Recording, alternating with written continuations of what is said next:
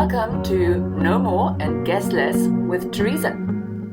Hey, we are back and we are talking about an integrated approach to news selection. Now that you've learned how to actually define news and how to view news, let's dive a little bit deeper how news and news selection actually comes about. To think that news selection is just a one-shot kind of activity and that there's only a journalist who decides is actually a fallacy. You need to understand that it is indeed an integrated approach where loads of influences do actually play a role. First and foremost, of course, we have the journalist who makes professional decisions and professional judgments whether something is newsworthy or not. However, every journalist is also employed by an organization, and these news organizations are changing rapidly. About 50 or 60 years ago, the news organizations and news offices pretty much left the journalist to their own devices. They could decide. Nowadays, the organizations are very, very commercial in their outlooks and in their interests.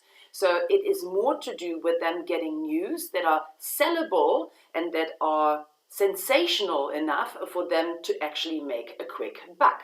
Editors who have been very powerful in the past have been replaced by news office managers, and they have the commercial interest of the organization at heart. And these managers seem to take over and seem to actually have the final say in what makes the news and what doesn't. Of course, in a way, as we've already discussed, news can be shaped through the events that are happening, which comes back to the mirror approach that we've already discussed. And of course, there are determining factors like technology, the economy, cultural determinants, and ideological determinants. Let's start with the last one.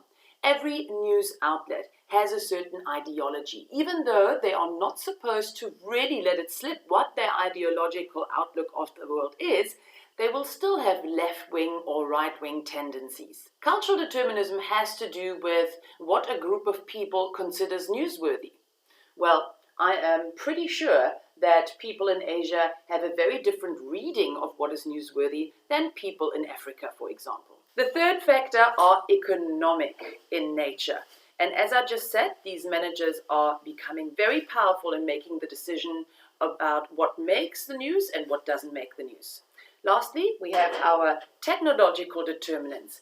Just think about how different media lend themselves to different types of news.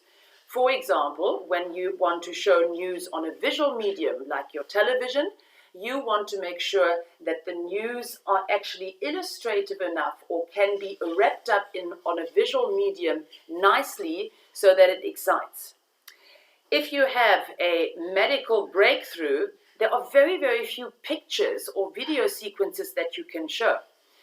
Therefore, medical breakthroughs or more specific explanations of events are usually featured in a written format or on your internet or in your newspapers.